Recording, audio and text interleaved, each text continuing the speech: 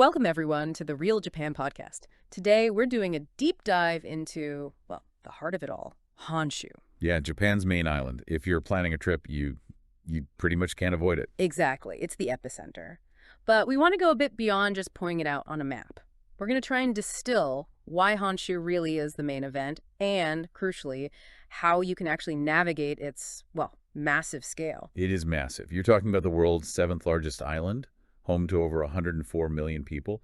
That's what, over 80% of Japan's entire population? It's the political, cultural, the economic engine room. So our goal today is sort of a shortcut. We want to give you a quick understanding, touching on the famous spots, sure, but also pointing you towards maybe some more rewarding hidden gems, places outside that standard Tokyo-Kyoto loop. And what's really interesting is despite all those people, because it's so big, there are just countless beautiful, barely known historical spots, natural areas, just waiting. Right, because the big cities get all the focus.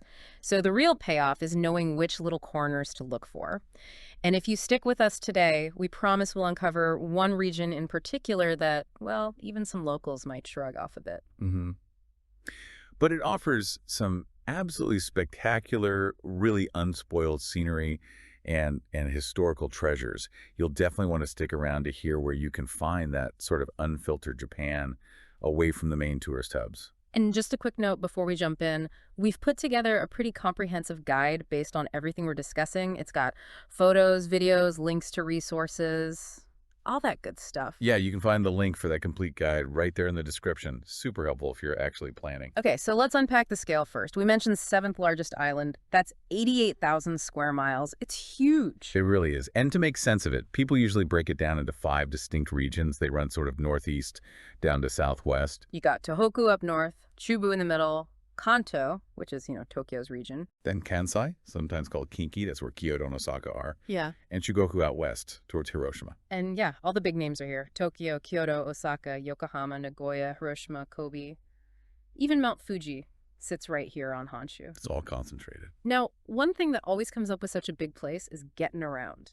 Japan's known for its trains, but isn't the system incredibly complex? All the different passes, the local lines. That's a fair point. It can seem overwhelming at first. But the flip side is incredible efficiency. Honshu has the biggest rail network in the country, and the Shinkansen, the bullet train.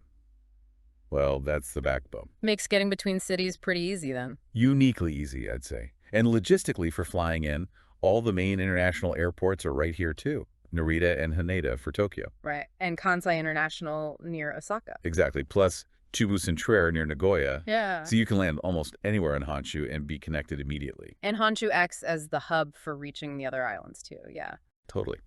Bridges connect down to Shikoku.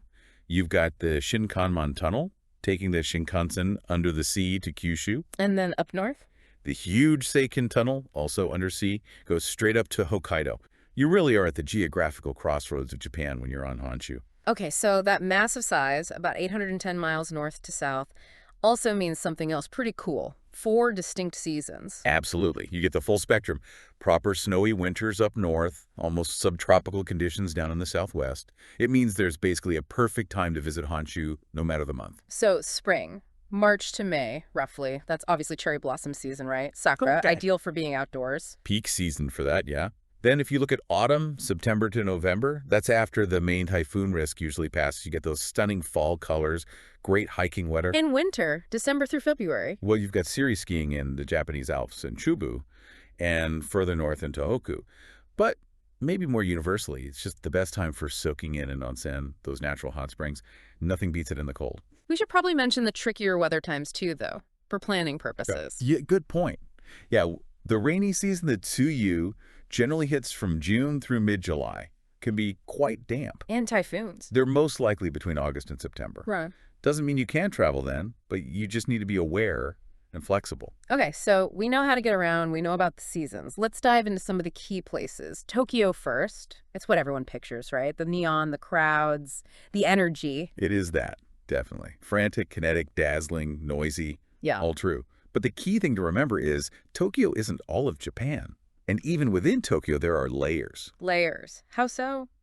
Well, you can find surprising pockets of calm, little temples, quiet residential streets, especially if you head a bit east away from the major hubs like Shinjuku, or Shibuya. And specific things to do beyond just soaking up the Well, atmosphere. tons, depending on your interests. You could catch a grand sumo tournament. If you time it right, they're held there in January, May, September. Or head out to Mitaka for the Ghibli Museum, which is just magical. Needs booking way in advance for Ghibli, though, right? Oh, yeah, definitely. But worth it. The trick with Tokyo is just to look beyond the obvious, maybe follow a niche interest. Okay, then let's shift gears completely. Kyoto, former capital, cultural heart. The contrast is huge, isn't it?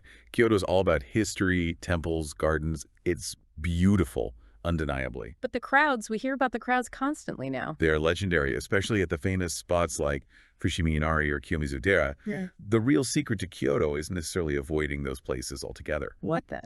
Go super early. That's part of it, yeah. A 6 a.m. start can make a world of difference. But also, maybe head a bit further out. Go north to Kamigamo Shrine, it's much quieter. Or even better, find some of the hidden walks. Like hiking. Exactly. You can take a local train out to Uji, famous for tea, and then hike up into the hills to find these really remote, beautiful shrines like Himokaida Jingo. That's how you find the deeper Kyoto, away from the selfie sticks. That sounds amazing. And then just a quick train ride away from Kyoto, Osaka? Yeah, like half an hour on the Shinkansen. Osaka is, well, it's Kyoto's louder, more boisterous cousin. Lets its hair down, you know. And famous for food, right? Japan's kitchen. That's the one. It's a total food lover's paradise. Right. Less about fancy kaiseki dinners, more about incredible street food and casual eats. You absolutely have to try the local stuff. Like what? Give us the must-tries. Okay, takoyaki, those little grilled octopus balls, crispy outside, gooey inside, amazing. In okonomiyaki, it's like a savory pancake, but that doesn't do it justice. You can customize it with all sorts of fillings, cooked right in front of you. Sounds dangerous for the waistline. Possibly. And kushikatsu, too, deep-fried skewers of meat, veg, all sorts. It's just fun, delicious food. Osaka also has a bit of historical charm with its last remaining tram line, the Honkai Tramway. A nice little throwback. Okay, my mouth is watering now.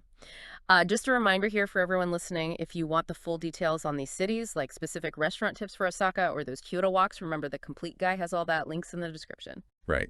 So moving west from Osaka, you eventually reach Hiroshima, which is obviously a very different experience. A place that demands reflection. The Peace Memorial Museum, the park. It's powerful. It really is. You need to give it time, slow down. It's an essential part of understanding modern Japan, I think. Absolutely. And nearby, you also have the famous Itsukushima Shrine with that iconic torii gate seemingly floating in the Seto Inland Sea at high tide. Iojima Island, yeah. Yeah. Stunning, but after the solemnity of Hiroshima, sometimes you need a bit of a perspective shift. And that's where your recommendation comes in, Onomichi. Yes. I really think people should build in at least half a day for Onomichi. It's this fantastic little port city built on steep hillsides overlooking a working harbor. It feels incredibly real, like authentic Japan, if you know what I mean. Less polished, more lived in. Exactly. Often overlooked by tourists rushing between Hiroshima and Okayama. Plus, it's the starting point for the Shimanami Kaido. Ah, the cycling route. Yeah, that amazing bike path across 6 islands in the Seto Inland Sea. Even if you just do the first section from Onomichi, it's spectacular. Okay, so we've hit some big names. Now let's talk about that overlooked region you mentioned earlier, the one that often gets missed. Right, we're heading north now.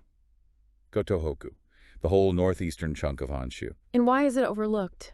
Historically, it was seen as a bit remote, a bit of a harsh backwater maybe.